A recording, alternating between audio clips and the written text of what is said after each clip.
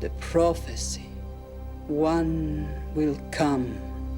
The voice from the outer world, bringing the holy war, the Jihad, which will cleanse the universe and bring us out of darkness.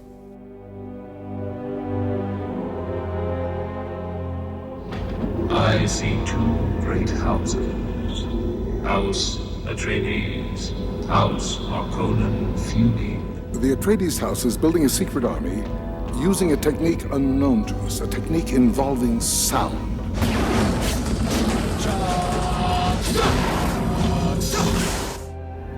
I have ordered House Atreides to occupy Arrakis, to mine the spice, thus replacing their enemies, the Harkonnens. Then, at an appointed time, Baron Harkonnen will return to Arrakis and launch a sneak attack on House Atreides. He who controls the spice controls the universe, and what Pita did not tell you is we have control of someone who is very close to Duke Leo. And who is this traitor?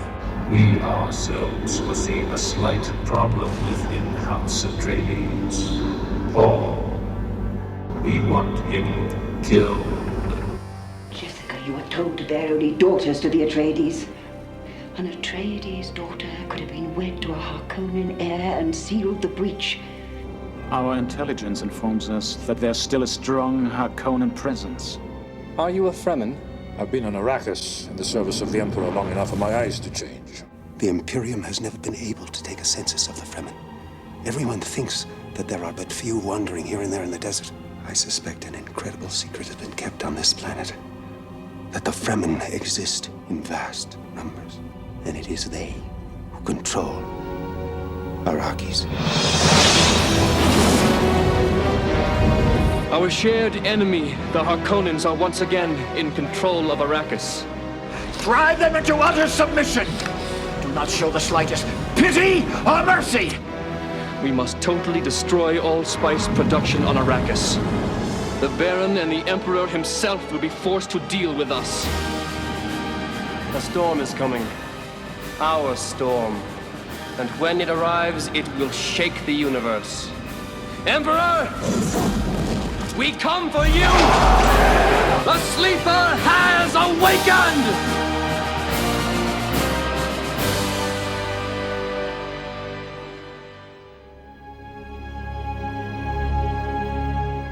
Dune hit the big screen on the 14th of December in 1984 in the USA and the UK, produced for a large budget of $40 million and directed by David Lynch, who had success a couple of years before with The Elephant Man. Based on Frank Herbert's sci-fi masterpiece, many claim the book was unfilmable and would be a challenge to translate to the big screen.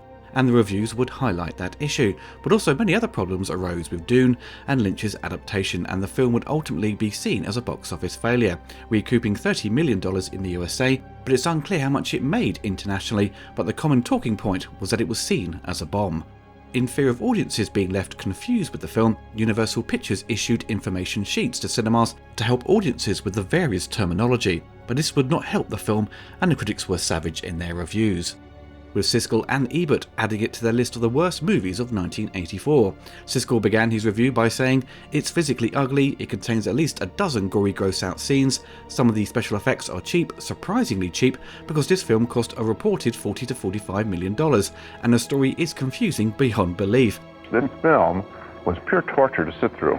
Ebert's view was that he couldn't recommend it, and it was a bad movie, and further commented by saying it's one of the great follies of motion picture history. It was a misguided film, but he had an appreciation for its visual design. The New York Times gave Dune a negative review of 1 star out of 5. They said several of the characters in Dune are psychic, which puts them in the unique position of being able to understand what's going on in the movie, and explained that the plot was perilously overloaded, as is virtually everything else about it. Time magazine were the same in their critique, stating most sci-fi movies offer escape, a holiday from homework, but Dune is as difficult as a final exam. Director Alejandro Jodorowsky, whose own attempts in the 70s collapsed due to a lack of funding, said he had been disappointed and jealous when he learned Lynch was making Dune, as he believed Lynch was the only other director capable of doing justice to the novel. Jodorowsky at first had refused to see Lynch's film, but his son coerced him. As the film unfolded, Jodorowsky said he became very happy, seeing that it was a failure, this was certainly not Lynch's fault, but the producers. Critic and science fiction writer Harlan Ellison reviewed the film positively in his 1989 book, Harlan Ellison's Watching. He says that because critics were denied screenings at the last minute after several reschedules, it made the film community feel nervous and negative towards Dune before its release. Ellison later said in an interview for the DUNE DVD, "It was a book that shouldn't have been shot. It was a script that couldn't have been written. It was a directorial job that was beyond anyone's doing. It looked like it insulted its audience. It looked like it defamed its originator, and yet the film was made." Even though Dune was not like Star Wars, the producers wanted to capitalise on merchandise, with LJN producing a line of figures and vehicles, though not all of the toys would be released due to poor sales. These toys, especially carded, fetch high prices now. There was also board games, a series of comics and trading cards, but it was seen as very strange to some to have figures based on a gross, weird and very adult film. As a result of its poor commercial and critical reception, all initial plans for Dune sequels were cancelled.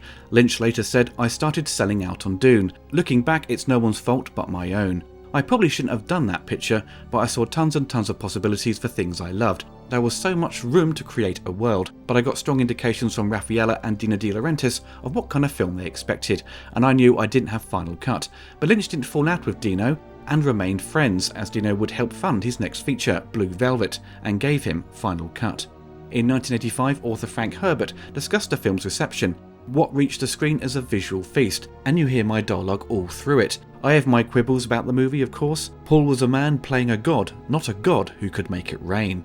It's my opinion that David's film of Dune will also be alive and well long after people have forgotten the pot boilers that come out of corporate boardrooms." Despite its failure, it began to build a cult following and would become a profitable film for Universal Pictures, and has been released on the various home video formats over the years, with many special editions and recently the stellar 4K version by Arrow Video, and the now out-of-print German release that included the fantastic documentary The Sleeper Must Awaken, directed by the talented Daniel Griffiths. The epic tale of Dune would find its way to TV in the year 2000, with a miniseries called Frank Herbert's Dune, and with a follow-up called Children of Dune in 2003. The series was the highest performing show on the Sci-Fi Channel and was praised by the critics. And of course, the recent movies directed by Denis Villeneuve demonstrated that Dune can work on the big screen and appeal to not just hardcore science fiction fans, but to a wider audience. Frank Herbert's epic sci-fi book Dune was a success back in 1965, selling over 10,000 copies. And soon film producers came sniffing for the rights to produce a film, but many feared the complex book would be a mighty challenge to bring to the big screen, or near impossible. In mid-1971, Variety reported that Roger Corman's company, New World Pictures, had acquired the rights with plans to release it the following year, but the rights would be optioned soon afterwards to film producer Arthur P. Jacobs, who had produced The Planet of the Apes, with plans to shoot in Turkey, with David Lean approached to direct, but Lean turned the offer down, not being interested in shooting another desert epic. The film's development would come to a halt in mid-1973, as sadly Arthur Jacobs passed away. The film rights reverted in 1974, where the option was acquired by Jean-Paul Gibbon, with Alejandro Jodorowsky attached to direct, who was best known for his work on El Topo. Jodorowsky had great plans for Dune, seeing it as an epic movie that would change the world. He approached contributors including the progressive rock bands Pink Floyd and Magma for some of the music, Dan O'Bannon for the visual effects after being impressed by his work on Dark Star, artists such as H.R. Giger, Mobius and Chris Voss for the set and character design, with the cast including Salvador Dali, Orson Welles, Mick Jagger, Udo Kier and David Carradine. The project would end up being cancelled largely because funding disappeared when the intended film ballooned to a 10 to 14 hour epic. The US distributors wouldn't budge on the required 2-hour runtime. Although the film project never reached production, the talent Jodorowsky pulled together would have a big impact on the genre a few years later with Alien, with Dan O'Bannon creating the story and H.R. Giger creating the scariest alien put to screen. I think if Jodorowsky got to make his version of Dune, I do think it would have been a mind-bending failure. It would have been very 70s and resulted in a confusing trippy film that would have been savaged by critics and probably found an audience with stoners. The documentary on Jodorowsky's attempts to make Dune is highly recommended and worth watching, as his enthusiasm for Dune and his vision is very infectious. As Jodorowsky's attempts failed, producer Dina De Laurentiis swooped in 1976 and obtained the rights. Dina would approach Frank Herbert to write a screenplay in 1978, and Frank turned in a 175-page script, which was over 3 hours long of screen time, which he later admitted was awful. It was too close to the book. Dino needed a director and went with Ridley Scott after the success of Alien in 1979. Scott intended to split the book into 2 movies. He worked on 3 drafts of the script, but suddenly out of the blue his older brother Frank died of cancer, which left Ridley in a deep depression. He said he freaked out and told Dino he couldn't do it. But another sci-fi project would fall into Ridley's lap, which was Blade Runner, which he agreed to do to get back to work and get out of this depression. Come 1981, David Lynch was getting a lot of attention thanks to the success of The Elephant Man from the year before, and George Lucas thought he would be ideal to direct Return of the Jedi. Lynch met with him, but had next to zero interest in directing a Star Wars film. When Lynch got there and George started showing him these plans for the third and final entry in the trilogy, David was getting a headache bordering on a migraine, and eventually told Lucas the following day that he should direct the film himself, as the movie should reflect his own vision. But Lynch knew that George wasn't interested in directing. Lynch's agent was very unhappy with him, due to losing out on potentially making millions of dollars. Richard Marquand would end up directing Jedi, but many have suggested over the years that if Lynch had directed it, there wouldn't have been much of a change to what we got, as Lucas maintained a strong creative control over the production. As Lynch lost out on getting a big payday and to strengthen his career, he wouldn't want to miss out on the next big opportunity. He was approached by Dino De Laurentiis to adapt and direct Dune, as he was impressed with The Elephant Man. Feeling Lynch could handle the complexity of Dune, Lynch read the book and loved it and signed on, and in doing so was also contractually obligated to produce 2 sequels. Lynch worked on the script for 6 months with Eric Bergen and Christopher DeVore. The team wrote 2 drafts of the script and eventually split over creative differences, as Dino didn't like their ideas and didn't want the script over 2 features. Lynch then worked on 5 more drafts alone, with the final 6th draft being completed in December 1982. Lynch worked with acclaimed production designer Tony Masters, who worked on 2001: A Space Odyssey. David and Tony agreed to throw out what had been designed before on the previous Dune projects, and not to take any influence from Star Wars. There was a lack of visual material for Dune, and what was available was associated with the books and their covers. David and Tony aimed to create 4 unique worlds that felt real and not too heavy on sci-fi. Each planet would take an influence from our own history of architecture, with a mix of the Victorian era, the 1940s steampunk industrial look. You end up with worlds that have a history that felt alien but familiar at the same time. David Lynch picked Bob Ringwood to design the costumes, as he loved his work on Excalibur. Bob would later design the Batsuit for Batman in 1989. Bob and his team had a huge undertaking designing thousands of costumes, and with the main characters having complex outfits that reflected their worlds and culture. For the cast of House Atreides, we have Carl MacLachlan as Paul Atreides. Many actors were considered, such as Tom Cruise, Rob Lowe, Kevin Costner and Val Kilmer. Carl would eventually be chosen. Carl was an expert on Dune, having discovered the books when he was 15. He grilled Lynch on his approach to the film, wanting to make sure he would do it right. With Dune underperforming at the box office, he would struggle for work for a couple of years, but was given a helping hand by Lynch, who cast him in Blue Velvet, and one of the most popular TV shows of the early 90s, Twin Peaks. Francesca Annis, star of stage and screen, plays Lady Jessica, the concubine of Duke Leto, and mother to Paul and his sister Alia. Glenn Close did audition for the part, but lost out to Francesca, who had just appeared in another box office failure the year before in the cult classic Krull, as the widow of the Web. Jürgen Prochnow plays Duke Leto Atreides, Paul's father. Jürgen became well known worldwide for his role in Das Boot. He would be picked up by Hollywood very quickly, appearing in many big movies such as Beverly Hills Cop 2, Judge Dredd and The English Patient. Acting legend Freddie Jones plays Thufir Hawat. Freddie worked with Lynch on The Elephant Man. He also appeared alongside Francesca in Krull, and had appeared in Young Sherlock Holmes, to name just a few of his vast acting credits. Richard Jordan plays Duncan. Richard would later star in The Hunt for Red October. He sadly passed away in 1993 at the age of 56 due to a brain tumour. Sir Patrick Stewart plays Gurney. Patrick around this time had appeared in Excalibur, and the following year in one of Cannon Films' best movies, Life Force, and would later star in the popular TV show Star Trek The Next Generation. Dean Stockwell plays Dr. Wellington Yueh, the Atreides physician. Dean was a big fan of the book and approached Lynch if he could play any role, but casting had been completed. But he would get a phone call not long afterwards asking if he would play the Doctor, as John Hurt, who was cast, had to pull out due to scheduling issues. For many, Dean was best known for his role in the hit TV show Quantum Leap.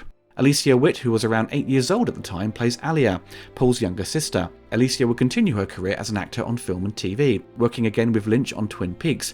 Alicia's voice would be dubbed over in the movie by what sounds like an older woman pretending to sound like a child, which is poorly executed. For the Harkonnens, we have Kenneth Macmillan as the Baron Vladimir Harkonnen. Orson Welles was approached to play the Baron. They phoned him and offered the role, and Orson said, "You mean the floating fat man?" and he hung up the phone. Kenneth would struggle to wear the fat suit and would have to be helped around the set. Sadly, he passed away in 1989 of liver disease at the age of 56. The pop singer Sting plays Fade, the Baron's younger nephew. Sting had no desire to be a movie star and didn't really pursue that line of work, getting a few acting gigs over the years, but focused on his music with his band The Police before going out on his own in 1986 after the band broke up. Sting was interviewed for Rolling Stone magazine in 1983 and said, "I'm doing Dune because of David Lynch and for no other reason. I didn't really want to do the movie because I didn't think it was wise for me to be in an enormous movie. I'd rather keep a groundswell building up in my movie career." Paul Smith plays Raban, the Baron's older nephew. Paul played Bluto in Popeye the movie, and he starred in Red Sonja, which was shot shortly after Dune, and he appeared in Richard Donner's Maverick. The voice of Chucky, Brad Dourif, plays as Piter. Brad is a familiar face of TV and film, appearing in The Exorcist 3, Mississippi Burning, Alien Resurrection, and would work again with Lynch on Blue Velvet. Jack Nance plays Nefood, the captain of the guard. Jack was a regular of Lynch's productions, appearing in Eraserhead, Blue Velvet, and Twin Peaks. He also popped up in other movies such as the Blob remake, Barfly, and Wild at Heart. For the Fremen, we have Everett McGill as Stilgar, the leader of the Fremen, with whom Paul and Jessica take refuge. Everett you may remember from License to Kill, Twin Peaks, and of course, Under Siege 2. Max von Sydow plays Dr. Kynes, a planetologist in the Fremen. Max had worked for producer Dino on Flash Gordon as the villain Ming the Merciless, and just before in a supporting role in Conan the Barbarian. Sean Young plays Chani, Paul's Fremen lover. Sean just appeared in Blade Runner 2 years before, another big sci-fi film that underperformed but became more popular over the years. Sean would document a lot of the films she worked on, which you can find on her own YouTube channel featuring material from Dune. Linda Hunt plays Shadout Mapes, the Fremen housekeeper. Linda had been acting since the late 70s, appearing in many cult favourites such as If Looks Could Kill, aka Teen Agent, Kindergarten Cop, The Relic, and provided her voice to the God of War video games. Silvana Mangano, the wife of Dina De Laurentiis, plays the Reverend Mother, a Fremen woman who predicts Paul's arrival. She sadly passed away in 1989 at the age of 59. Dame Sian Phillips plays the Reverend Mother, the Emperor's advisor, and Jessica's Bene Gesserit superior. Sian was married to Peter O'Toole for 20 years from 1959 to 1979. A familiar face of TV in the 70s and 80s. You may remember her from I, Claudius, Clash of the Titans, and the TV movie Ewoks: The Battle for Endor. The veteran actor Jose Ferrer plays the Emperor Shaddam IV. We have Virginia Madsen as Princess Aerolon, the Emperor's eldest daughter. Virginia also appeared in Electric Dreams in 1984 and will later star in Highlander 2 and Candyman. And finally, we have David Lynch as a cameo playing a spice miner. Sets were already being constructed a year before filming began in Mexico in March of 1983. The choice of Mexico was due in part to the favourable exchange rate to get more value for their production budget. Before choosing Mexico, they began looking for other locations in North Africa, England, India, Italy and Australia. They tried to pair up countries, for example England for the interiors and Spain for the exteriors, or India with England, and even studied the possibility of Italy matched with Tunisia, always trying to have some desert. But at last the decision was made to film in the city of Mexico, counting on the Churubusco studios, which had 8 sound stages and 3 backlots, with lots of space to mount scenery outside. Around 75 sets were constructed for the film, and they had to be able to find space to lodge thousands of people. Some sets were so great they did not fit within the lot, and they were constructed in lands of the studio. Frank Herbert was around on set a lot, full of enthusiasm, and helped with pronunciations of the characters' names. He never bothered the production team with complaints. He understood the changes to the book that had to be made to make it work as a feature film. For example, David Lynch would introduce these new weapons that would operate via sound that don't feature in the book, called weirding modules, and the training device was also created. Weirding in the book is a form of self-defense for the Bene Gesserit that would later be used by the Fremen, and unlike the book, Paul doesn't have the power to make it rain. Filming ran for at least 6 months into September 1983, and they were plagued by various production problems, such as failing electricity and communication lines, due to the country's poor infrastructure, or health-related problems with the cast and crew, and shooting in the high summer resulting in people fainting in the rubber suits. They adjusted the working hours from 5 AM to 1 PM, as by lunchtime it became unbearable. David Lynch wanted a lot of black smoke to help stand against a desert backdrop. To achieve that, they burnt tyres, which was illegal in America, but not in Mexico. If you breathed in the smoke, it made the actors struggle to talk during their scenes. As Arrakis in the book had no blue skies due to the lack of water, they had to be careful not to photograph too much of the sky, as they would have to comp in an effect to hide it. So the DP Freddie Francis made use of the light flex, which was a piece of glass in front of the lens which you can illuminate, and you can control the amount of light. This helped hide the blue skies and helped define the look of the movie. Once filming was finished, it was time to put the mountain of footage into a rough cut that ended up totaling over 4 hours long, which had many FX shots incomplete. David Lynch was aiming for a 3-hour version, but Lynch didn't have final cut, so he was pushed into a corner to get the runtime down to just over 2 hours, as requested by the financiers and Universal Pictures, with it totaling 2 hours and 17 minutes long, so they could fit in enough screenings at the cinema. Dino De Laurentiis, his daughter Raffaella, David and the editor Anthony Gibbs removed numerous scenes, filmed new ones that simplified or concentrated plot elements, and added voiceover narration, plus a new introduction by Virginia Madsen to help explain the spice and feuding houses of the universe. These actions would ultimately cripple the film, with the third act being heavily compromised.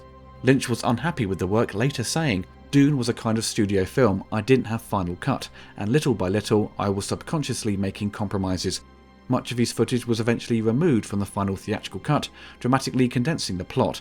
David would later distance himself from the film, kind of disowning it, and would rarely talk about it in interviews, and never wanted to make a big movie again. Raffaella felt they were perhaps too faithful to the book, which was a mistake on their behalf. There was too much to cover to translate into one film, but she and her father admitted the editing killed the movie.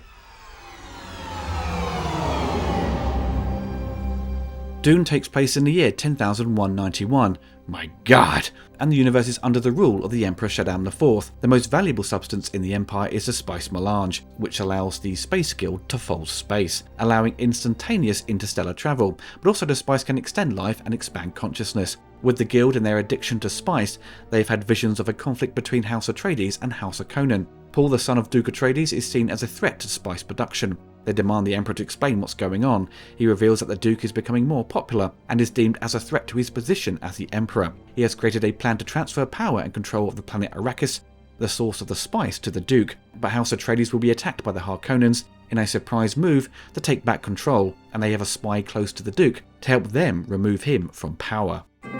The Duke's partner, Lady Jessica, who is a follower of the Bene Gesserit, an exclusive sisterhood with advanced mental abilities. The sisterhood for centuries have had a breeding program in place to produce the Kwisatz Haderach, a super being with whom they could use to their advantage.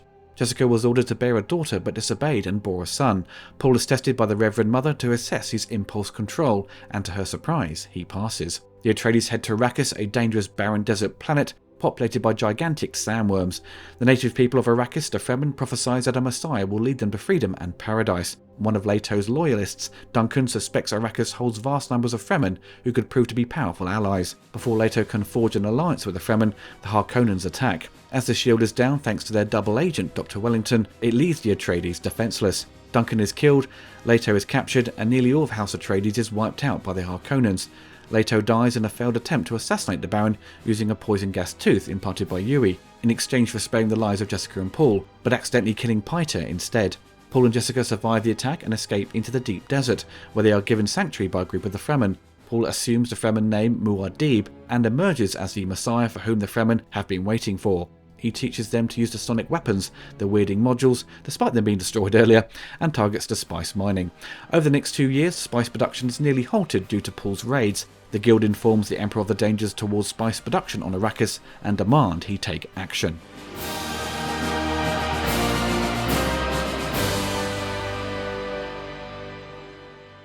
In 1988, Universal Pictures cobbled together an extended cut of Dune that was aired in 2 parts totaling 186 minutes to maximise advertising revenue, which was common during the 80s. Superman the movie, when that premiered on TV, was extended and shown in 2 parts as well.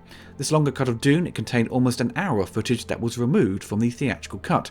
The studio felt this cut was more comprehensible than the original version. It replaced Virginia's opening monologue with a much longer description of the setting that used concept art stills, dragging it out to an unreasonable length, and a new voiceover was recorded to replace all the material recorded by Virginia. The additional scenes certainly helped expand the number of key scenes that also demonstrated that Lynch had shot a lot of material that captured the book's story, giving a lot more meat to the middle act of the film. However, it did not represent Lynch's intentions, and he objected to the changes and had his name struck from the extended cut, which has Alan Smithy credited as a director and Judas Booth, a pseudonym Lynch invented, reflecting his feelings of betrayal as the screenwriter. The full TV cut was first released in Japan on Laserdisc, though only in Pan and Scan, and it would work its way to DVD in the early 2000s. Fans took it upon themselves to create the perfect cut of the theatrical and TV version, with the most popular version by Spice Diver, which you can find on YouTube surprisingly. I would have thought Universal Pictures would have blocked it by now. The editor would break up the scenes into chapters, correct some of the visual effects, removed some of the repeated shots from the TV cut that made no sense, and removed the awful new voiceover, presenting the closest version to what David Lynch may have released in 1984, if he was given final cut. This cut would find itself officially released by Koch Films and the now out-of-print 4K set in 2021. Universal Pictures has apparently approached Lynch for a possible director's cut over the years. Lynch has declined every offer and prefers not to discuss Dune at length in interviews. In 2022 though, during an interview about the remaster of his film Inland Empire, he admitted to the surprised interviewer that he was interested in the idea of returning to Dune. He did not believe it would ever happen, nor that anything in the unused footage would satisfy him enough for a director's cut, as he said he was selling out during production. Nevertheless, he said enough time had passed that he was at least curious to take another look at the footage. Dune would make use of all the visual effects techniques available to them back in 1984. Blue screen opticals, matte paintings, motion control cameras, and miniatures. Originally they hired John Dykstra and his company Apogee to handle all the visual effects, but for whatever reason they would not end up using his company and instead hiring individual technicians to handle the various areas of the special and visual effects. The team would be made up of technicians who worked on Superman, Flash Gordon, Raiders of the Lost Ark, and Star Wars. As Dune was set in the far future on different alien worlds, they had to create everything with miniatures to bring alive their spaceships, the buildings and vehicles, handled by Brian Smithies and Emilio Ruiz del Rio, who loved to experiment and brought his best work to the table for Dune. The foreground miniatures Emilio produced are jaw-droppingly good. For example, the Atreides landing on Arrakis, which was shot in a car park and had the miniature up on scaffolding and lined up in front of the camera to create the illusion. I think this is still the finest foreground miniature work I have ever seen. The biggest challenge for the production was creating the worms and getting the scale right. They built many different sizes and sometimes just a side of it for scale for the actors to interact with as you see Paul and the Fremen climb up it. There were complaints about the worms either looking like giant penises or turds. Carlo Rambaldi, who worked with Dino on King Kong and worked on E.T. as well, had the job of creating the worms and how they would operate for each shot they featured in. The Space Guild navigators, who don't make an appearance in the new Dune films, take on a very Lynch-style design. They originally had 3 stages of their appearance as their addiction to spice mutates. Stage 1, they look human, Stage 2, which was dropped, which had this snout design, and the 3rd stage, which you see at the beginning, as they become this huge bogey-like blob. This was basically a giant puppet that could be operated. As the Fremen had blue eyes, they first used blue contact lenses, but the cast hated wearing them, so they had to resort to rotoscoping in the blue glow, which is very time-consuming as each frame has to be painted, and due to the limited time, some of the Fremen are missing their glowing eyes. The film would also make use of wire work for the Baron and additional objects as they hover around the set. The wires were made out of tungsten steel and they were micro-thin and blackened to avoid making them reflective, and various rigs were created especially for the film as we see the Baron float around the large number of sets. As you're dealing with a desert and everything brightly lit, you're going to run into problems with hiding the limitations of blue screen work. Special effects technician Terry Cox was interviewed for the website Dune Info, and said back in the optical days, it was quite problematic to pull good, clean mattes off a blue screen lit by the sun. The reason is the sunlight has a large amount of red in it, which contaminates the mattes. Under those conditions, it was nearly impossible to produce a good blue screen composite. But Barry Nolan, our visual effects supervisor, knew how to manipulate film emulsions as good or better than anyone else working in the Hollywood optical effects business in those days. The legendary matte painter Albert Whitlock, who worked with Alfred Hitchcock and recently provided work on John Carpenter's The Thing, would supervise the paintings and would personally work on one matte of the facility and Valley of Arrakis, which would feature a couple of times in the film. There are moments in Dune where the visual effects are extremely impressive for the time. They are just pure eye candy, wonderfully executed, and demonstrates the high caliber of talent they had involved with the production. You have really ambitious effects of the body shields during training and combat. They may look amusing today, but were very complex in the old days of opticals, and it took them 9 months to complete these shots. We do have a number of wonky and flat visual effects, for example, the spaceships looking like cardboard cutouts, the Space Guild monster creating the warp to travel across the galaxy is shot and executed in a strange way that doesn't translate well to what it's doing, and the Emperor's spacecraft looking the wrong scale and feeling right out of a 1930s sci-fi serial. It's the complete opposite in quality to many of the other great visual effects shot we see throughout the film. Aside from those sequences and some inconsistent optical work, the good stuff clearly outweighs the bad, and Dune still nicely holds up today, especially in 4K.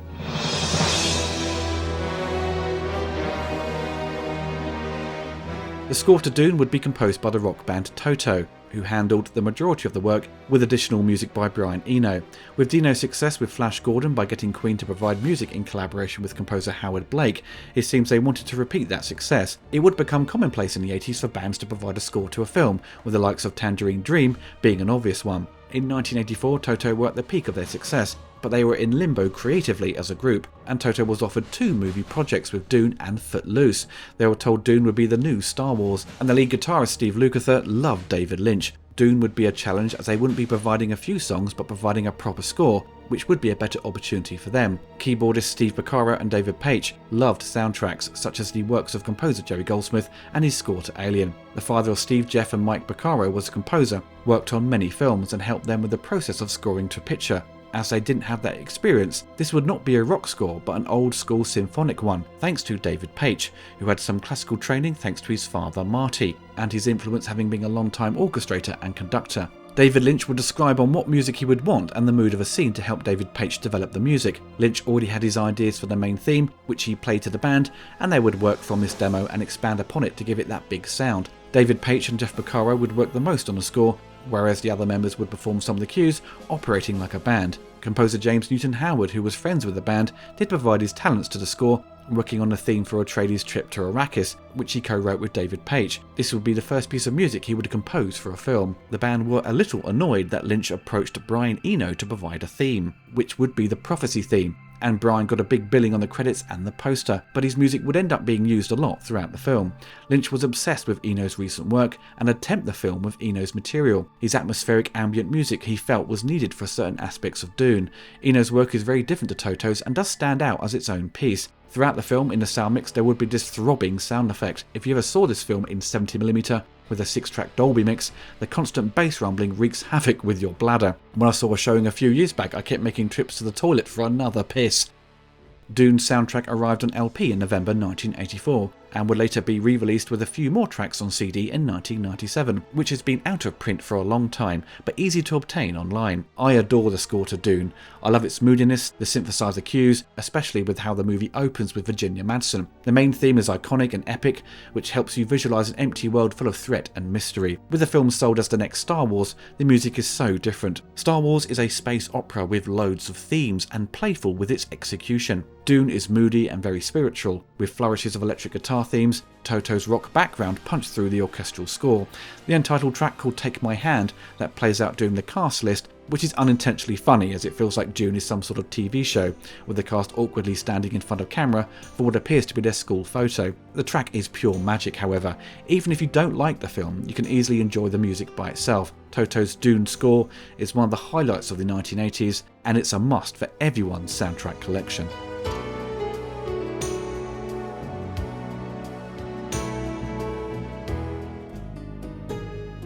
There were a number of video games based on DUNE over the years, but one in particular makes use of the movie license, which was published by Virgin Interactive and produced by Cryo. That was released for the Amiga and IBM PCs on floppy disk, but will later be converted to CD with footage from the film, improved 3D rendered sequences for travelling around DUNE, new voiceovers and improved music arriving on PC CD-ROM and a Sega Mega CD. DUNE was a commercial success, shifting around 20,000 units in its first week alone.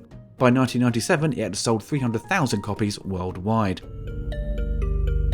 In the French magazine Tilt, video game creator and musician Philippe Ulrich was interviewed and mentioned that Martin Alper, the founder of Mastertronic, later named Virgin Interactive, was fascinated by the novel DUNE and knew there was a big fan base out there. After the death of Frank Herbert, there were several legal trials to determine who then owned the rights. Martin was finally able to buy them from MCA Universal and Dino De Laurentiis in the spring of 1990. The game plays out at first as a graphic adventure game, as you interact with people and travel around the map to make connections with the Fremen, who you need on your side to progress as you begin to mine the spice. As you mine the spice and make payments to the Emperor, you come into combat with the Harkonnens, who mess with your operations. This is where it becomes a strategy game, and the main focus is spice mining and building your army. Presentation is very impressive for the time, and the first few hours of gameplay is interesting and varied, but it soon becomes repetitive with the main goal of mining spice. These time sponge games I enjoyed a lot in my teenage years, when I had loads of free time outside of homework and could enjoy playing video games for hours on end. For a more in-depth look at this game, I would highly recommend LGR's video, where he digs deep into its gameplay mechanics. My introduction to DUNE was in the early 2000s, when I acquired the widescreen Laserdisc. I had heard of the film and remember seeing little bits of it on TV over the years, but never sat all the way through it. I recall being a bit freaked out by it as a kid, but that's as far as I can recall. In my teenage years, when Dune was brought up in conversation, it was often done in a negative way. A film best avoided, people would say, but I decided to give it a go and grabbed the Laserdisc, as it was only £5. I wanted to give it a chance, and I was really surprised by it. Firstly, it's a stunning movie, with beautiful production design, and it's accompanied with an incredible soundtrack, but I felt the story was hard to follow, and took me a few more goes to fully get to grips with it, but I was never fully satisfied how the story played out, feeling a bit underwhelmed by the end. I picked up the book a few years back, and to be honest, I found it tough to read, and you can see why many proclaimed it would be difficult to translate to film, but also be condensed to a suitable runtime without losing too much of the story. As I ploughed through the book, I could see the Lynch picture appearing in my head, as I read scenes that had clearly been adapted, and I was starting to see Lynch's vision of the film, before I would see it radically change on a visual level with the recent films. When I sat through the TV cut of Dune, which wasn't really a lot of fun and a bit of a chore, I was seeing large amounts of scenes that were dropped that would have really helped in making the theatrical cut easier to follow, or at least make more sense, but it's really difficult to know if it would have radically changed its fortunes if Lynch got final cut. What carries over from the book is the internal monologuing, which becomes very problematic in the film, which is why the recent movies drop it. Sure, you can have characters express themselves in thought, but it becomes too much and heavy-handed. As you have monologuing cutting in with people speaking, it made my first viewing experience confusing, and it's often a little amusing with people just standing there staring at each other. You also have names and places that are tough to remember, so you spend some of your time with other people asking, who was that, what did they do, who are they again? The film gets bogged down with the law and rules, making the narrative complicated and messy. There are lots of standing around in rooms with characters talking, which to a general audience is not very exciting. As for the action, when it does happen, it's very few and far between. The editing is jumbled up and incoherent, with people just running left to right with explosions going off and ships flying over. It's tough to make out what's going on and seems poorly choreographed, and this happens throughout most of the action scenes. Nothing really gets you excited, apart from the worm attacks, which are very cool in execution, with their scale on camera giving this threatening presence. Now, I know Dune is not an action sci-fi film, and I think many people went in thinking it would be probably like Star Wars, as the trailer sold you a film with lots of energy. But the end result is a political and religious story, dealing with power and control. As the film is played very straight, it leaves no space for humour. Sure, you have the villains acting over the top, as it borders on panto, which gets the odd chuckle, but without a sense of lightness to it, it becomes a little sterile and joyless. I think Lynch and the producers were trying to be so faithful in their adaptation and to please the fans. It seems they alienated a large movie-going audience, who are key in making it successful, especially when you have a monster budget for the time to recoup in ticket sales. There are some unintentionally funny performances, however. The Baron's over-the-top nature and constant shouting and reactions is very silly, which always had me in stitches. Paul's sister has a horrendously poor dubbed voice, which is comical. Poor Emperor. I'm afraid my brother won't be very pleased with you. Silence! And when the Reverend Mother says, Get out of my mind! and makes a growling sound near the end, she goes full ham with her performance. It tilts into a schlocky B-movie. Despite some hammy performances and being played very straight in its tone, the performances throughout are very good from the well-assembled cast. Kyle MacLachlan, who was only 23 at the time, pretty much carries the weight of the picture on his shoulders, and having no film experience and only stage work, does a superb job as Paul. He has the naivety of someone who doesn't know his place in the world, but shows signs that he is a born leader. He balances a range of emotions, and by the end he has become the messiah the Fremen prophesied, and you believe in Kyle's performance, a fantastic screen debut. With the hasty edits to meet the required runtime, Duke Leto is cut short in the story and dies too quickly, and the connection he has with Paul doesn't quite have the impact it should have. In the TV cut, Leto is around for much longer, and when he dies, it has a more of an emotional punch to it. Paul and his relationship to Chani happens too quickly in the theatrical cut, as a lot of the story is just seen through montages with Virginia Madsen cutting through the time with a voiceover. So you have this version of the film which takes its jolly time to set everything up, and halfway through speeds up to get to the finale, with Paul facing up against the Emperor and Fade. We all know David Lynch moved away from big budget features to focus on smaller projects for him to maintain full control. In interviews he comes across as a complete eccentric and mad as a parrot, who has a great sense of humour and a short temper. What's that buzzing? It's the lights. Fuck. Drive you nuts. I love his energy and passion for the craft of filmmaking, a very intelligent man who doesn't take any bullshit. His days making Dune, I think he felt he could handle the studio system and pulled something off that is truly epic in scale, and had the foresight to see the book come to life on screen in his own particular way.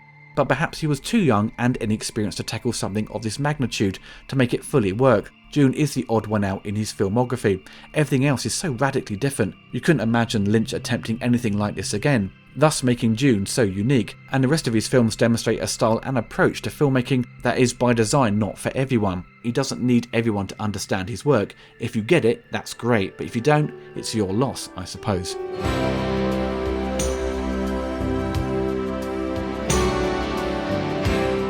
Objectively, Dune is not a great film. It has many problems and they are very obvious, but why do I keep returning to it? Well, I think it boils down to the world Lynch created. It's fascinating to look at, it's gross and beautiful, the characters are weird but interesting, and the music just pulls you in.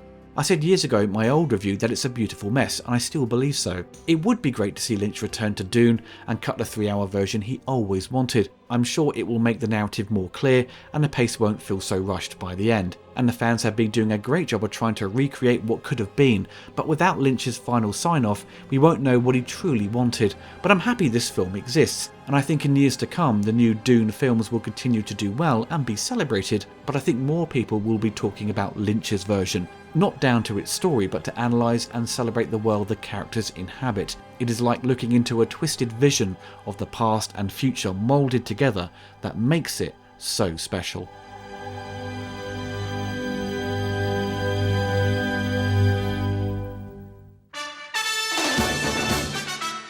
I hope you enjoyed the video. Don't forget to click the like button and hit the bell to be notified of my latest reviews. Big thanks to my patrons and YouTube members for supporting the channel. If you want to get involved and gain access to exclusive videos and take part in Q&As, follow the link below.